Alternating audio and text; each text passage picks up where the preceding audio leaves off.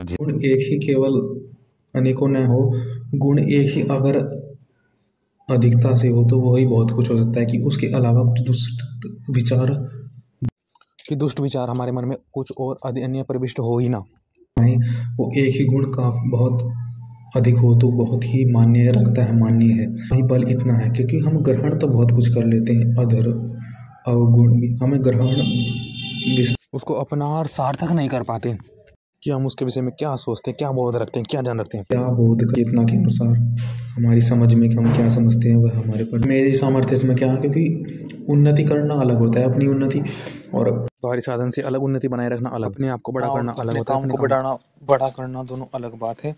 तुम्हारा काम बड़ा तुम करते रहोगे क्योंकि लगन प्रयास करने से हम कभी भी प्रयास करने से उन्नति होगी। हम कभी प्रयास करते रहेंगे तो कभी भी हम मूर्ख बन जाएंगे, कभी भी विद्वान बन जाएगा। विद्वान अर्थात कुछ ग्रहण नहीं करेगा, बिना ग्रहण के व्यक्ति तो ग्रहण भले ही कितना कर ले, जब तक बोध उसके उपयोगी में नहीं हो पाएगा, उसके उपयोग में वह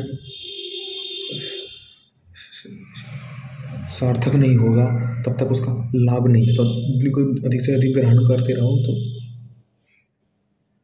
तो बोध की संभावना अधिक है कि बोध में सार्थकता होगी। अगर कोई ग्रहण करके भी बोध नहीं कर पा रहा तो फिर वह मूर्ख है।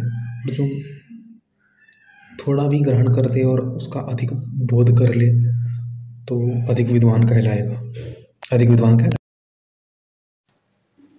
तो देखो, संसार में दो प्रकार के मनुष्य हैं, एक तो विद्वान, एक मूर्ख। और विद्वानों को मूर्ख बनने में और मूर्खों को विद्वान बनने में एक अधिक समय नहीं लगता अगर प्रयास करे तो। अर्थात ये सरलतम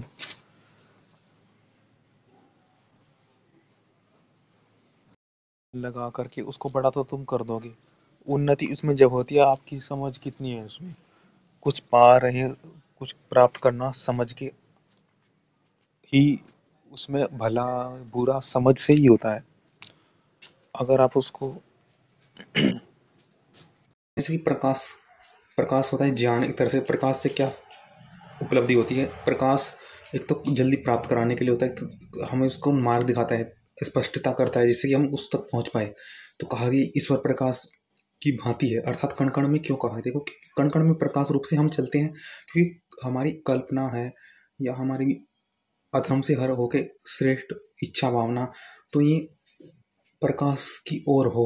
उत्पत्ति और विनाश का हेतु है, हर काल में एक सा रहने वाला विद्यमान ईश्वर।